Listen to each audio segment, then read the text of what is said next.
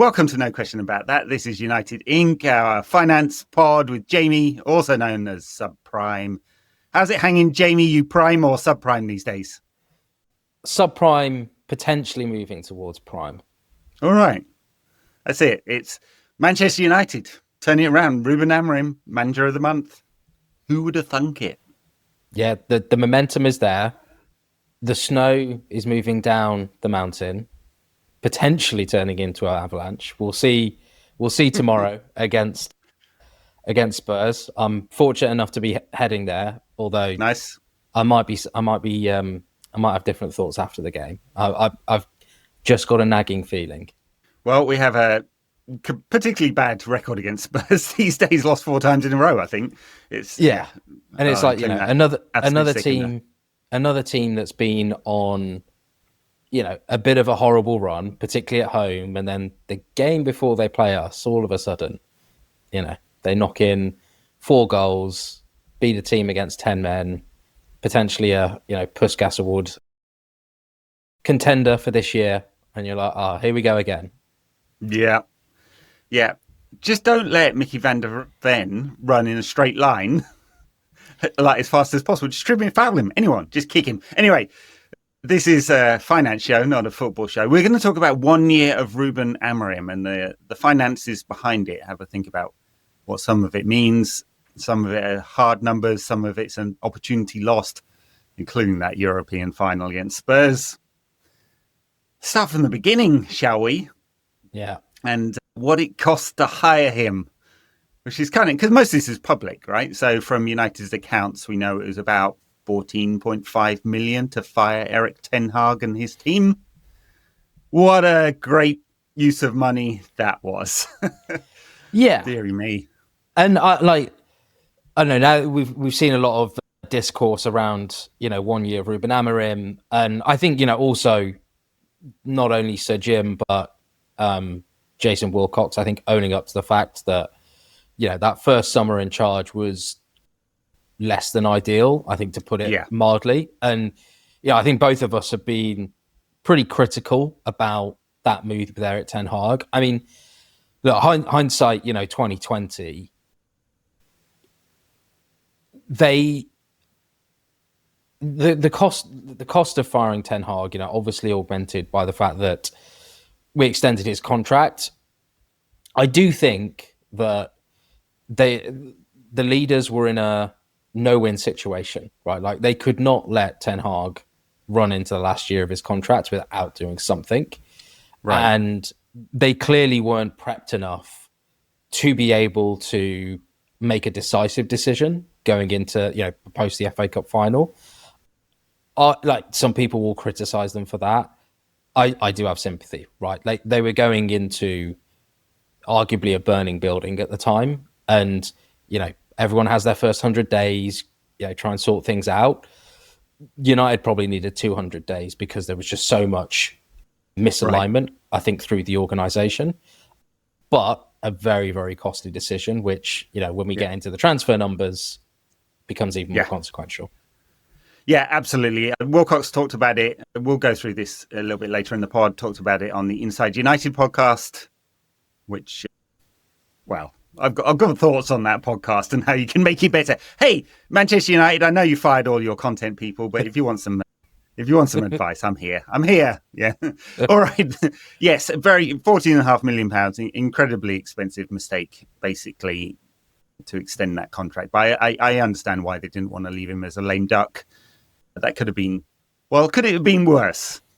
I mean, not much. Well, there wasn't further United could have sunk. Yeah, we say that we did. We did sink further. We did. 13th United were on the 1st of November when Ruben Amorim was officially appointed. We ended up 15th. So yeah. Okay, so £14.5 million to fire ten Hag. There was about a £10 million cost to hire Ruben Amorim from Sporting. United paid the buyout clause and a little extra to get him early because Sporting were 6-month gardening leave. I think it ended up being 10 days. He had a couple of extra matches, didn't he? Yeah. Got his coaching team as well. The only number I could find publicly for his salary was an estimate from The Sun, at 6.5 million, but like ballpark, fair enough. That's pretty much where Ten Hag was. So that sounds about reasonable. Yeah, and like I think he was on 3. So it probably makes sense that, you know, a club of Sporting stature versus club at United stature, £6 million is like 2-3% of the wage bill. Yeah, which by industry standards kind of makes a lot of sense. It's interesting that there's kind of like now a transfer market for managers or coaches. And, you know, I think in the context of the overall rebuild, if it proves to be successful, I don't think we would look at that fee as being overly consequential. But again, when we kind of total all these costs up, done a number of pieces referring to, you know, United kitchen sinking things, they really have gone to town in terms of kitchen sinking the overall business and the football side in order to make this work. And it requires a lot of faith. Yeah. Yep. Well, look, I've referred to it previously on the pod and people have pushed back, but the analysis from The Athletic that Liverpool looked at Ruben Amorim and thought they'd have to spend £500 million rebuilding their squad. Funny thing is they've spent £500 million rebuilding it for Slot, and probably we will spend similar amount, right? So if you look at the transfer spend under Ruben Amorim, it's about, okay, I've got my numbers here, about 240-ish million, if you include all the add-ons. So Dorgu, Sescu, Lomons, Bueno and Cunha, plus add-ons, 240-ish gross. There's going to be a net out once Rashford and Højlund and Anthony, include the Anthony sale, are all completed, which let's just make the assumption they will. So it'll be significantly less than that after all of that. But probably likely another similar spend next summer, assuming United can afford it. So it's going to be we've had a £30 million swing on hiring Amorim and firing Ten Hag, and a couple £100 million on the first phase of his rebuild so far. Yeah, and I actually think it could be more, right? Like, if you look at how many players that are over the next 2 years are probably going to be required in some way, shape, or form, you're looking at 8 to 10, right? Like at a minimum. Average transfer fees for those, I mean, if you put it at £50 million in the current market, quick maths tells you that's 500 gross. Now, you know, I think there will be some players where we can fetch fees for, but there will be quite a lot where we can't, right? Like, will someone be coming in to buy Casemiro? Probably not. No. Obviously, we're not going to get a fee for Sancho. Similarly for Harry Maguire, Luke Shaw, no. They're all kind of the wrong side of 30. And we're thinking about, you know, non-financial metrics, but, you know, age, experience, like knowing what it's like to be in the pressure cooker of Manchester United. Those are all players which I think at least short term are probably going to stay. You know, question mark about Casemiro, might have to renegotiate things, but yeah, it's going to be a significant amount of money. Yeah, I think that's all right. You did a piece of analysis on Twitter. Was it on your Substack as well? Can't remember. Yes. Yeah. All right. Subprime Goals on Substack. Go check it out. It's very good. Yeah. Thank you. All right. So, yes, I agree with you. If we take the previously reported idea that they give players 2 years to prove themselves at United, so Højlund is a good example of that. And if they think not, they'll go. Also, the age profile of the squad. We do have quite a few younger players, but probably not enough in the 25 to 28 range. Obviously, they went there with Mbeumo and Cunha this year. So Harry Maguire will probably get a contract extension. Luke Shaw won't. He's through to 27 anyway. Casemiro runs out this summer. Unless he wants to half his wages, he probably won't get another year, given the cost. Although the cost of replacing him will be extremely significant as well. And if we're in European football, we know just how much his body sort of deteriorates if he's trying to play twice a week. So I think you're right. A lot of big questions over probably, you're right, 8 to 10 players, both underperformers, like, I don't know, let's say Manuel Ugarte, just to pick on him. And what you do with them. Yeah. And so, sorry, he's a perfect example, right? And I think, you know, what you said there about Højlund was exactly right. It didn't really get talked about that much, But Omar Barada's 2-year rule, Højlund had kind of come to the end of that. Now, you could argue bit harsh, potentially, but it's kind of showing the players, the hand in terms of how this club is going to be managed going forward. And I think, we'll get onto midfield probably at some point, but there's a world in which all 4 midfielders that we've got will not be at the club in 2 years' time. I don't think, absolutely, yeah. I don't think it will be exactly like that, but that's pretty significant. Yeah. No, I think you could certainly make that argument. Ugarte, I think, is a very good candidate unless there's a miracle turnaround for a sale.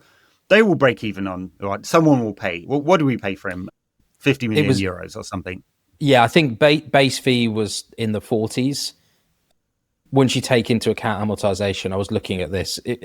I think the break-even fee is about 23 to 25 million. Yeah. Like, I think you could fetch that easily. Absolutely. Yes, absolutely. Bruno is a real question. I mean, his performances in terms of metrics, again, finance show, not football show, are off the charts still. It's funny, the focus on the negative side of Bruno, which is minor compared to the positive side. Sorry, I'm on my soapbox again, but honestly, you cannot make a case that involves any kind of data and analysis that Bruno is not performing at elite levels. So there's a question mark again this summer. He is 31. He doesn't feel like he's slowing down yet, but what kind of fee would you get for him, and what would it cost to replace him as an upgrade is the calculation you need to make. Wilcox talked about this in his interview. He said age profile, performances, cost. We look at all of those, and of course those are the pillars.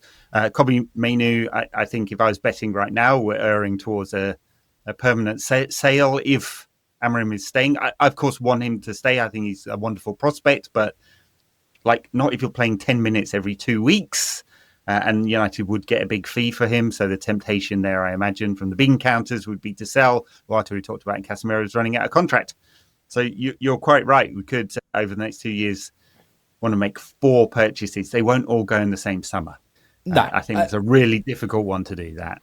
Yeah, and I was probably being a little bit provocative there. I do think Mainoo will ultimately end up staying. I think, forget the whole, we need a youth player who's of first team quality in the team. I just think it's, all of these players are going through an adaptation period. And I think that's all that Mainoo's going through. Yes, he, to quote Michael Richards, burst onto the scene. But, we've seen it with Ahmad. We've seen it with Yoro. Young players do go up and down slightly. They're not super consistent. So, look, I think the context probably means that the noise around Mainoo is heightened. But, are we realistically going to see a scenario where we go out and buy 4 midfielders? Because I'm not sure there's anyone in the youth setup that's probably going to be able to take on that mantle. Not ready just yet. I mean, I am looking at the Fletcher brothers and Jim Thwaites as real big talents. Again, not finance, but Jim Thwaites, it doesn't half. You watch him, you go, if you squint, is that Paul Scholes? Hang on. His movement is there. Yeah. Anyway, bit early there, but yeah, real prospect. All right. I wanted to have a think about some of the opportunity costs as well. I mean, this is a bit more hypothetical, but it's around about £3.5 million per place in the Premier League. That can go up and down with facility fees. So how many times there's prize money for each place. And then there's facility fees for how many times you're on television. And of course, if you're attractive, like United generally are, but if you're in big games, you get more times on television. Yeah. And then there's the overall pool share that you get both from domestic and international rights. So how it breaks down. So let's say about 3.5 million. What was United's slippage? I mean, at points last season, we were like, hey, European places, look up.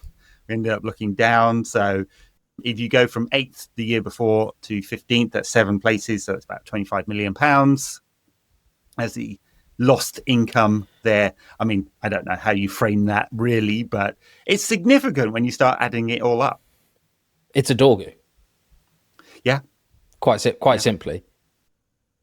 And, it gives you, I think the other thing, and we've talked about it in the past, but when we think about your negotiating power, right, people knew that we were in a bit of a bind in terms of financially.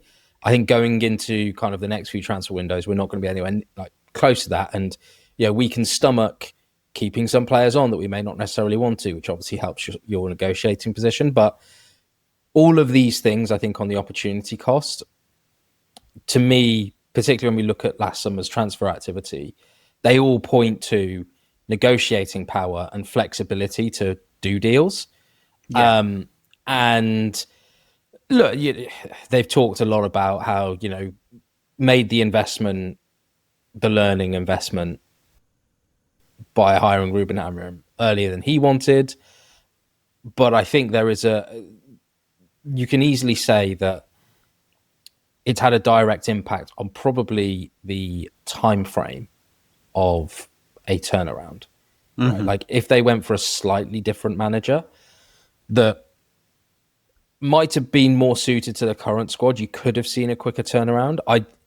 I do err on the side of this squad needed tearing apart because it was a mishmash of players from different coaches. Yeah. So like I'm more sympathetic to the argument that it's just like we needed to do this, whatever. So like let's just take the hit.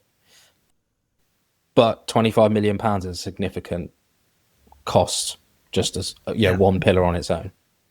Yeah, United certainly have a Frankenstein squad because there's been a set of managers over the past 5-6 years that have had completely different philosophies. The risk, of course, in saying, one, we want to tear the squad apart. I mean, there's a massive cost to doing that, and it's a signal to the market, its own negotiation position, and all that kind of stuff. But if it doesn't work out for Ruben Amorim, can you find another manager that has a similar philosophy? And I think in their transfer activity, they've been thinking about that too.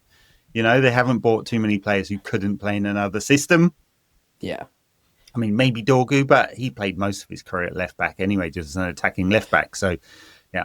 I do think that point is really interesting, right? Like when you boil it down, the really specialist position in this formation is the wing backs, and you might be a little bit you might have a few too many centre backs.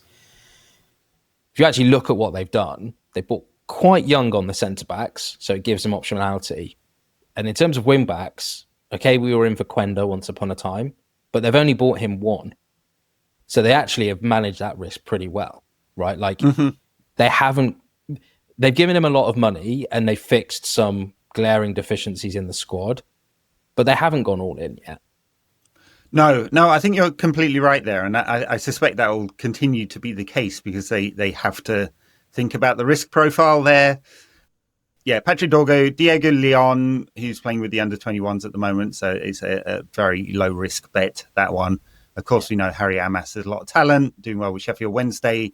And Bendito Mantato, they've shifted to left-back. And he's playing left-back for England, under-17s at the World Cup at the moment. Doing very well, apparently. So they have a lot of options there, all on the young side. It will be a question for this summer, surely, on both wing-back positions and what kind of bets they want to make. All right, we were on the opportunity cost. So I talked about the league slippage. Europa League earnings were probably in the 30 to 35 million pound range on prize money. There were all the extra games as well, and United make 4 to 5 million per game. So it probably did quite well out of the Europa League, given that we had 17 games in the Europa League. Not Champions League level well, but decent finances. And I think the ticket prices, obviously a hot topic of debate, but may not have been quite at Champions League premium levels. And I think I had the prize money at something like 30 million euros. So look, give or take, it probably would have been net, I don't know, 50 million pounds impact. Yeah. Obviously not being in the Champions League this year, and from a revenue perspective, probably about 100 million pounds hit. So that is the prize money, the games and sponsorship deals directly from Adidas. And it can be even more than that. But yeah, you pick somewhere in the middle. That's 100 million pounds is a totally fair number. Yeah. And I do. So the way I think about it, though, it's about 50 million net impact. So once you take into account that the player wages also increase by being in the Champions League. Net, you're probably thinking about a 50 million benefit. Fair. When we think about, the long-term financial health of the club, one, that's immediately another player. Two, when we think about sponsorships, Tezos expired the end of last summer. DXC, I believe, is expiring this summer. You are just a less attractive asset, right? Yeah. You've got fewer games, you've got less exposure. So, no matter how good Mark Armstrong is, it's hard to sign super lucrative sponsorship deals in that environment. Absolutely. It's not quite lipstick on a pig, but we are, getting porcine-like at the moment. If you look at United's total revenue against European competition, we're slipping down the table, right? We might have had record numbers this year, but that will not be the case once 25-26 is completed because of the lack of European football and the financial hit from Adidas and so on, and the contracts that are running out. So we've been overtaken by Real Madrid, certainly, who are spinning ahead. Manchester City, Liverpool are very, very close to us on total revenue numbers. Arsenal will get there this year. Liverpool will overtake us. Yeah, they will this year, for sure. Bayern Munich overtook us quite significantly. They calculate, it's a bit harder because they calculate certain seats as commercial revenue. So the split is more difficult, but their total revenue is higher than ours. Paris Saint-Germain, certainly higher than ours. So, once upon a time, United were 1 or 2 and kind of traded places with Real Madrid, and maybe Barcelona were top for 1 year. Their revenue will shoot up, by the way, once Camp Nou is fully open. Probably a 250 million euro boost, which it was for Real Madrid. For the audio listeners, I was pointing up. I think it will be closer to 3. I think it will be 300 million plus. Which you can see why United are not only for thinking about like what has to be done in terms of infrastructure, but the net benefit of spending money on a new stadium. Even if you add £100 million a year to the cost or whatever through financing, the benefit of having a partially indoor-outdoor multi-use venue is significant, which is why they wanted the canopy, and they're still negotiating with Freightliner over that land deal. Freightliner, piece of industrial land in West Manchester, not worth £500 million. I know that, and I'm not a property developer. I did hear that they got acquired though, so that might help things. Well, they had some Q80 money, didn't they? At one stage, Freightliner, yeah. It's kind of very interesting ownership. If you start digging into that, which I did at one point when I was bored one day. So, yes, I mean, this is significant. United have, Ed Woodward's old quote that he said one time on an investor call that, what we do in the commercial market has no relevance to the pitch, or the other way around, in fact. It was totally wrong. He was completely and provably wrong, and there are many, many years of receipts now, and United are not the commercial juggernaut that they once were. And that's a hard turnaround for Ratcliffe and his team and whatever Glazers are left once they finally decide to sell their shares, if they ever do.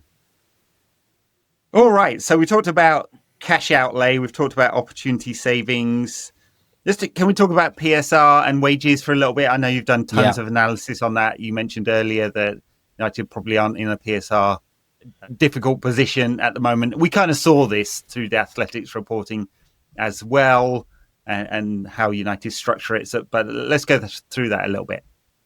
Yeah. So, let's start at the transfer end of things, because I think actually, when we think about United as an organisation and how it's moving as a footballing organisation, I think this is the area where you can say, with a reasonable degree of certainty, now that we have enough evidence, that we are acting like a sensible football club.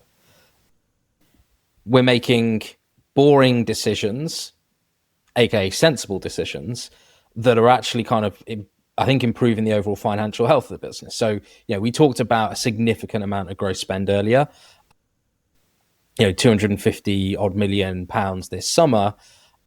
Net, obviously, since Amorim's come in, that's actually about 185. But then when we think about the PSR impact, we've actually made £50 million worth of savings. Mm-hmm. And obviously, sales of Garnacho improves that, but we've actually made a PSR saving, excluding the impact of player trading profit, round about £15 million. And so I think when you look at where the squad is now and the direction it's moving for the expenditure, I think we're in a considerably better position. I think we'll be probably about break even on a profit before tax basis, maybe slightly loss making.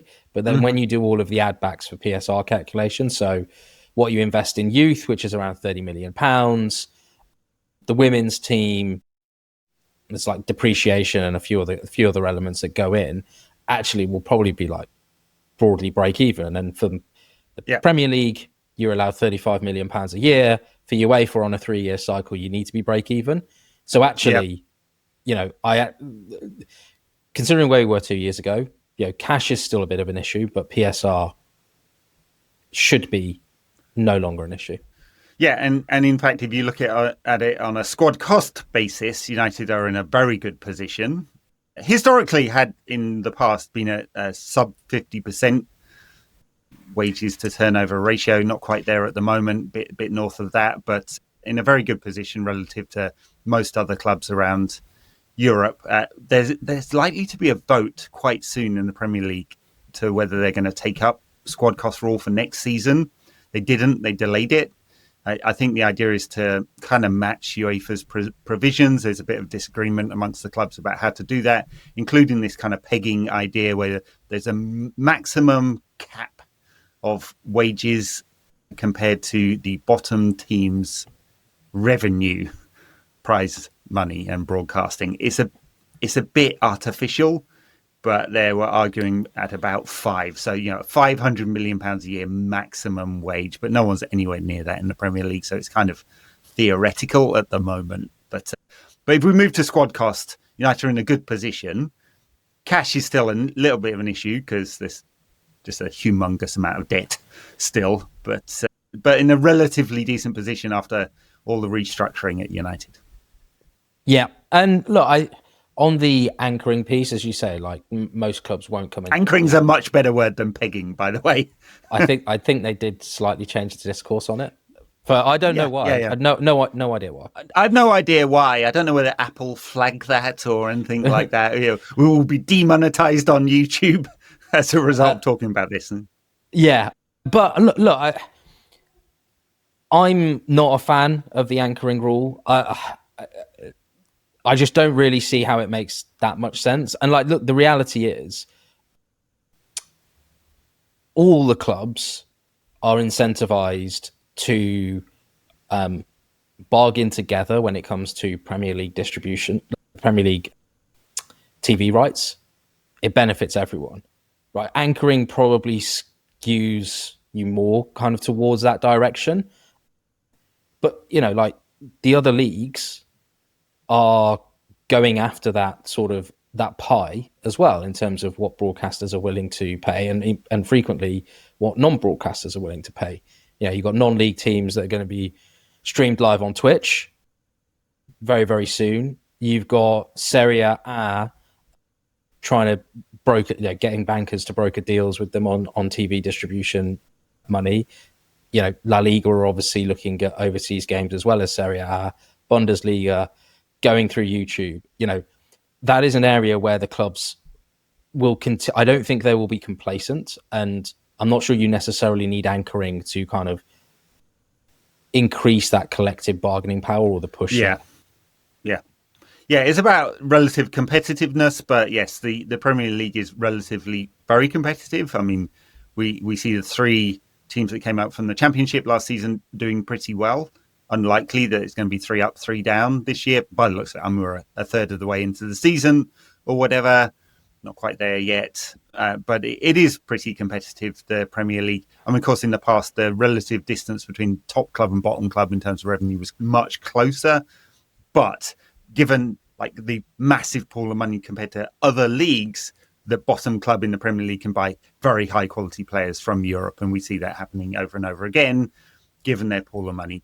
And I think we've proven that it makes an attractive product. Like, you could make an argument from a Manchester United perspective, hey, if we went to individual bargaining rather than collective, United would get even more money, right? Almost certainly, because it's very attractive, but the league as a whole would be much less attractive. We've seen that in La Liga, right? Barcelona, Real Madrid, nice fat TV contracts. Atletico, sort of, nobody else makes any money at all. That's not good for the league. It's even worse in France, where it's a one-team league. And John Textor talked about it, didn't he? About it ruining the inability of France to sell any TV rights at all, because why watch it when you know who's going to win? Totally. And look, we touched on PSG's revenue earlier. Despite them winning the Champions League, if you actually kind of take out the impact of that, the revenue across the rest of the business, so match day and commercial, actually fell year over year. Now, the TV, they had some issues with DAZN in terms of DAZN not wanting to pay out on the last year of that TV contract because they didn't get get people subscribing. But I think that's a pretty powerful indicator of the competitive position that the Premier League are in. And, they're going to be moving to their own streaming platform for international TV, probably by 2030, I think. Mm-hmm. Depending on how that goes, you may then see that for domestic broadcasting, which I think should be, in theory, a good thing for consumers. Yep, absolutely. The fragmentation of those rights forced by the European Union has not been a good thing, I don't think, for consumers. It was a consumer argument that this was anti-competitive, that Sky could buy all the packages in one go, but it just means that consumers have to buy 3 different TV rights packages if you can stream that. I mean, it's all about the elasticity of demand, isn't it? Right. So if you're going to stream, how much are consumers willing to pay to do that? Right? And same with seat pricing. We see this. Every single club is looking at seat pricing, going, we're at top clubs. We are leaving money on the table. And how do we differentiate between consumers who are willing to pay £300 for a match and those who want to pay £30 for a match? Same with streaming. Everyone looks at that and they have to play around with it. All the streaming platforms do this. Can you tell I've done quite a bit of work in the media industry? So it's, and you look at what you actually look at is the total wallet size, right, for consumers for entertainment and how many they're prepared to have in their wallet, right? And if Premier League go to a streaming platform at some point, Premflix or something like that, and I agree it's a few years off. They want to test it first, rather than having the kind of sugar high of a broadcaster guaranteeing you the money. There's a whole bunch of things that they will have to do that they don't do now, right? Consumer data is the really big one, right? So think about Disney, when they went from being a B2B essentially company where they sold their TV product to other cable companies and broadcasters, which is what the Premier League do, to selling it directly to a consumer. You have to understand the consumer really, really deeply so you can segment them and upsell, downsell to get the sweet spot of the pricing piece. Media and entertainment 101 for our listeners there. Absolutely, yeah. 101 being my level of knowledge, probably. No. All right. You put it in a way that everyone can understand. Yeah, very good. All right. So, one final piece to look at the 1 year of Amorim before we talk about Wilcox. The share price has done some funny things over this year. So, it obviously spiked a little bit during the takeover negotiations. You'd expect that. Probably less of a spike than might have happened given the final share price. It dropped quite precipitously after the Europa League final. And then it's been creeping up again on speculation from randos on Twitter, Saudi Arabian princes and that kind of thing. But yeah, when you think about it in those terms, you get these wild swings of hundreds of millions of dollars when you go up 10 or 20%, which it has done.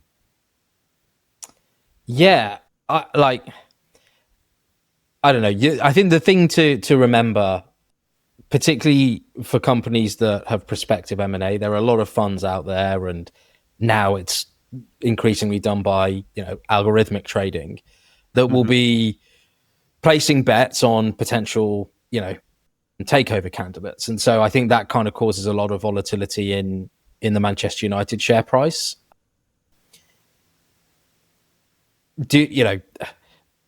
We've covered this on a previous pod.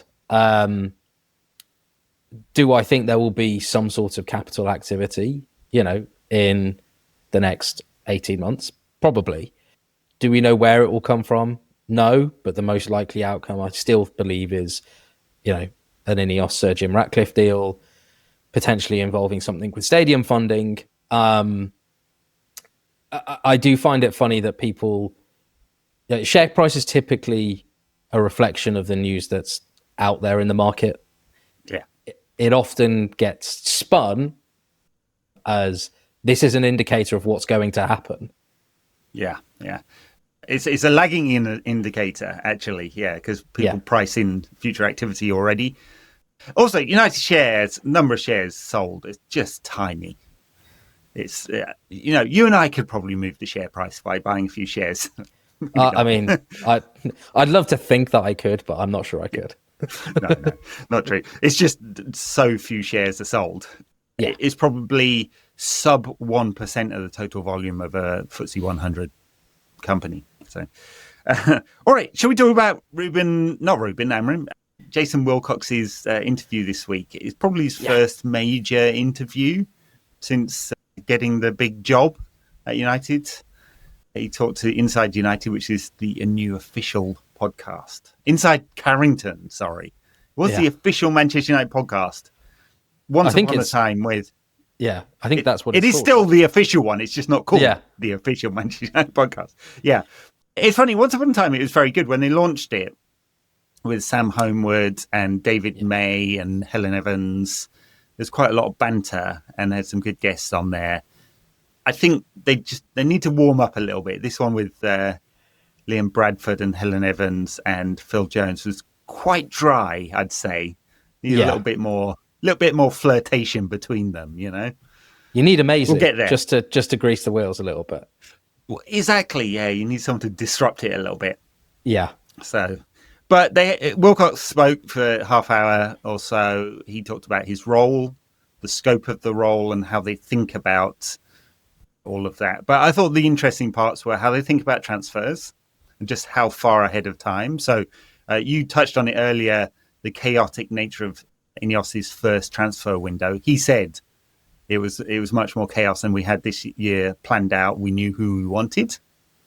And almost certainly they're thinking about next summer in this fashion as well. As you said, sensible football management. And probably a very boring but sensible person in charge there. So it's interesting he said, so it's not just transfers, it's squad planning, it's operations. So facilities come under him as well, including new guy from Brentford, effectively football COO, medical, data and analytics. So he has all these departments under him now. What did you make of the interview and its sort of impact on United's operations and finances? A lot of it was music to my ears, right? It was nuts and bolts.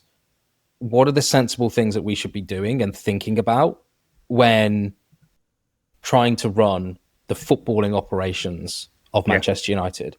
I think, there was a couple of sound bites in there, we're not trying to buy the Harlem Globetrotters, pointed remark, as there have been many at kind of the previous regimes. I think it's absolutely right. I am a believer that you have to evolve and you have to adapt and you have to change. That doesn't mean you need to kind of rip up the playbook. And actually, if you think about how the overall executive is talking, a lot of it is actually kind of, in my eyes, mirroring that evolution that we had under Sir Alex Ferguson. The talk about Cunha being a Cantona-like player, whether you believe it or not. But whether you believe it or not, but it feels like they're trying to invoke this sort of image. I think a lot of what Jason Wilcox was talking about, particularly on how they're planning for the squad, is also very similar to that. I think Ferguson had I can't remember if he actually stated this, but it felt like almost like a golden rule where it's like a third of the squad is under 23, a third of the squad is 23 to 28 or 30, and then a third of the squad is kind of like your old experience head. So you constantly have this conveyor belt that's reproducing the same culture, and then the tactics will tweak and, as the footballing landscape evolves. So I think from that perspective, it was very good. I also like the fact that I feel like we're being pragmatic, right? Like if we miss out on a target, which, we did in Liam Delap, we will flex plans accordingly. Now, look, life isn't perfect, and so that will mean that mistakes are made. But I think that level of pragmatism is something that we probably haven't had before, because it's felt like all or nothing. I do think there was a reasonable amount of spin, though. I think, I can't remember if he actually said it in the in the podcast or not, but this idea that Cunha and Mbeumo were always on the list, I don't know. I'm not sure how true that is, and that like Lamons was always on the list. Not sure, because if that was true, then I'm not sure how he would have financed it, because I don't think, clearly Baleba was a target, and I'm not sure how you do Cunha, Mbeumo, a striker, Baleba, and Lamons. Well, I would think about it like this. They think about the squad, as you say, partially young, partially in the prime years, and partially old. That's a very, very sensible way of thinking about it. I mean, we shouldn't have to discuss it, really, Just in terms of operations, but before I get to the main point, if you think about like where Liverpool and Arsenal, say, have been, or maybe City, they're slightly different beasts, obviously. We're probably 5 years behind Arsenal and 10 behind Liverpool in terms of like the operations. You can make that up, though. It's not going to take 10 years for a turnaround. But coming back to the squad planning, I imagine they had 5, 6, 8, 10 players for each position that they were thinking about. And so when you say they were always on our list, yes, of course, they were always on our list. But, the pragmatism, because as much as you can have plans 12 months out, other clubs don't play ball. We saw very close with Brentford. They might not have played ball in the end over Mbeumo. And happened to do the Cunha deal first because of the buyout clause, right? That probably had an impact on the price that we paid for Brentford. Almost certainly. Same price, basically. Yeah. So they're going to have to be pragmatic, but within an organised structure that says, hey, we know how to properly operate this football club for God's sake, for the first time in 10 years. As many things as the Ineos Ratcliffe regime have got wrong, and they've got lots wrong from a fan perspective, the operational side of things, I think, is completely right? It's been unbelievably painful to get to this point. And they will get it wrong. Of course, they will get things wrong on the transfer part, because as Jim has said, that's the thing that makes the most difference. Yeah. But if we get 8 out of 10 right rather than 8 out of 10 wrong, and I would argue over the 12 years post Fergie, or 11 post Fergie, before we started making the change, we probably did get 8 out of 10 wrong in terms of transfers. So it's got to be 8 out of 10 right, and you're going to be in a relatively good position. Excuse me, totally. And I think that other point about how far ahead we're looking, I think it points to this view that whilst we have the Project 150 that's been put out there, being able to challenge for the league,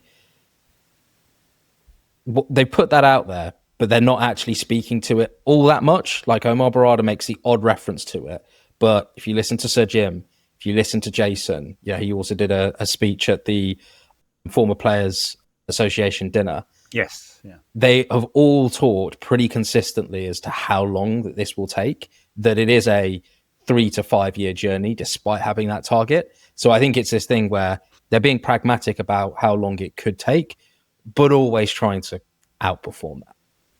Yeah. I think there was a fair way to think about it, yeah.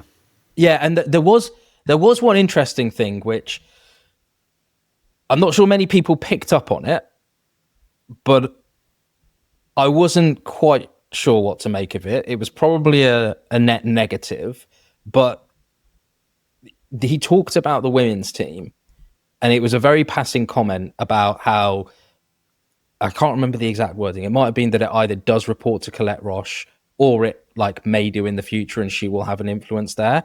That was one point where I was like, okay, I understand the financial and business rationale to, we need to get the men's team right, but I don't think that should necessarily be at the expense of the women's team. And I think, that we still do need to get that part of the equation right. Yeah. I mean, I 100% agree. I mean, there's a kind of ethical, moral argument just to say, this is Manchester United. All our teams should have the top focus, right? From a financial point of view, you can certainly argue, given the scale of what happens in men's football, if United are at the top of the Premier League and being successful in the Champions League, you then have the headroom to invest in women's football. That appears to me to be the way they're thinking. Get the men's bit right first, and then we'll think about the operations on the women's side. I've made this argument before, though. It is so much easier to get it right on the women's side because of the finances. Right now in women's football, in 3 to 5 years' time, women's football will be double the size financially it is now, and it will be much harder for United to get it right, right? So the 3 or 4 or 5 million pound investment right now will be utterly transformational for the women's side squad. Infrastructure, operations, having a proper director of football in there, proper leadership and investment in the squad and the team, which you can make, right? Cross promotion. It's a very, very small cost. Diego Leon sized cost to the women's team, completely transformational. So I understand kind of, and you get a lot of people online making this argument as well. Look at the size of the finances. I'm just making the argument that investment now has a much, much bigger relative payoff for women's football and the success of that Manchester United team, than waiting. So I'm not sure I entirely agree with their approach here, but I kind of get where they, I think you've got it spot on in terms of how they're thinking. Yeah, I think they could probably adjust that. Totally. And look, I was actually at a breakfast this week, and there was an England Lioness there, and she was talking about actually, from the commercial side of things, how the sponsorship and marketing of it is evolving. And I didn't realize this, but Elf Beauty, so a growing beauty business, they actually kind of started sponsoring the Spurs women team. But then there was a positive externality where they started, they expanded the relationship to be part of, I believe it's the Spurs men's training kit. Okay. So it's one of those things where clearly there are brands that are taking notice of this, wanting to get involved. And if you're on the right side of that trend early on, you put yourself in a much better position. And look, we've had the first £1 million female footballer this summer. You've had Michelle Kang investing into the London City Lionesses, putting in significant amount of money in training facilities. Crux Capital is another women's football focused fund that's deploying funds at the moment into the market. Mm-hmm. It's going to be a number of years, but I think it will be there. Some of this is where finance comes from, right? So finance bros dominate private equity, venture capital markets, and the money flows accordingly. You can also make that argument on ethnic minorities as well, right? So, and it's like ridiculous given the makeup of the global population. 50% of the global population are women. It's really very stupid and basic. I've spent a long time working in venture capital funds. It's really disgusting how the money is distributed. When we think about football, like men and women watch men's football, men and women watch women's football, but there's a skew in women's football a little bit, right? And there's a market you can capture there that is not served necessarily well by the men's football arena. And, coming back to Manchester United and the finances, the opportunity there to capture brands that want to be involved in this is huge, but it's hard to do that if you're not successful. So Totally. anyway, soapbox time. But I think there's a very good financial argument to make the investment, basically. So, all right, have we covered everything? Were we going to do everything else? 1 year of Ruben Amorim. It's been interesting on the pitch. I mean, we like recency bias allows us to be kind of positive. Manager of the month. We've had a lot of structural change off it, not necessarily Ruben led, but he's got the big job of making whatever Jason Wilcox, Omar Barada and Jim Ratcliffe give him, making that successful. And now he's got potentially another transformational transfer window coming up. I think I said this the other day. It's sometimes you can make a rational argument for not taking a risk in January. I mean, United will certainly spend money next summer, and Ruben will be around for it. I imagine the wheels fall off for the rest of the season. Seems unlikely. But January, United probably won't spend big, but you could certainly say chasing the dream right now makes a lot of sense. Given the finances we've just talked about, the difference between no European football and European football, or Europa League football and Champions League football, and given the points gap in the Premier League and how tight it is, we're 2 points behind City. Yeah. And the gaps in the squad, either at wing back or central midfield, like what might make sense in terms of spending money right now and chasing that dream, seems to me to be a very rational bet. Yeah, and like also if you look at the players that have been mooted, the finances and the financials of what those deals may look like, there is a supply-demand imbalance in the sense of there are more players out there on the market than the potential buyers, which is a good thing. The sellers are, and I'm talking about for Stuttgart, Brighton, Palace, Forest, they all need to sell players to, be sustainable. You're kind of putting them in a position potentially where it's like, okay, if one of you don't accept a good deal, you may not get anything. And so it's that whole, I'm not even sure what it's not game theory, but it's something along those lines. Prisoner's dilemma, you're thinking about. Yeah. Yeah, so it's interesting, that one. So we're talking about Angelo Stiller, Elliot Anderson, Adam Wharton and Carlos Baleba. I'm sure they are all on Manchester United's long list of central midfield players. Yeah. Different profiles, of course, and everyone will have their favourites. And, Elliot Anderson is flavour of the month right now, having a brilliant season. Carlos Baleba is not having a good season because we ruined him. He's taking a few zeros off his transfer fee there. They are all going to come in between. Angelo Stiller's probably the cheapest of those. I think he's probably the riskiest as well in terms of physical profile. Technically brilliant. Physically would be an adjustment, I would say, but he's probably the cheapest. And you'd probably go Wharton, Baleba, Anderson, just given the current power rankings. Yeah. But, a huge amount of spend there. Could we get one of them in the winter? Seems very unlikely. Very unlikely. Because, they all do need to sell. Yeah. But they don't need to sell until June. Yeah. I don't know. Like, I think, there is, I know what you're saying about, a reason to spend money in January. I'm just not sure whether you could get a deal done in January. Like, yeah, I think you're right. I think you're right. Kobbie Mainoo out on loan, Conor Gallagher in. I'm not sure I'd love that, but I'd be surprised if that happened. Me too. Yeah.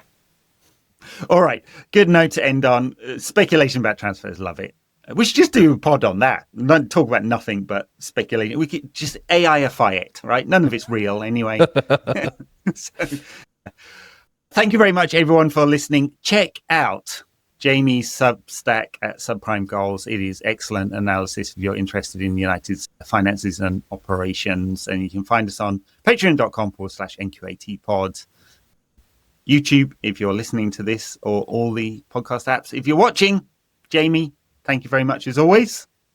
Thank you very much, Ed. It's a pleasure. Very good. I am off to, I don't know what I'm doing today. Have you got a good weekend planned? You're going to Spurs. Early kickoff on a Saturday. I don't like it because, well, like it and I don't like it. If United lose, it ruins your entire weekend. The whole weekend's ruined. Yeah. But if United win, you're going to have a good one. And I've got a friend's birthday party afterwards, so a perfect excuse to drown my sorrows if we do lose, and on to the next one. Very good. I am going to watch that game 4:30 in the morning here, and I'm off to a venture capital conference all afternoon where I'm judging a competition. Sorry, startup founders looking for money. You might be ruined because I will be in a very bad mood or a very good mood. There we go. Valuations going through the roof. Oh, yes, your ridiculous idea. Yeah. AI-powered transfer analysis. It's coming, folks. Bye now.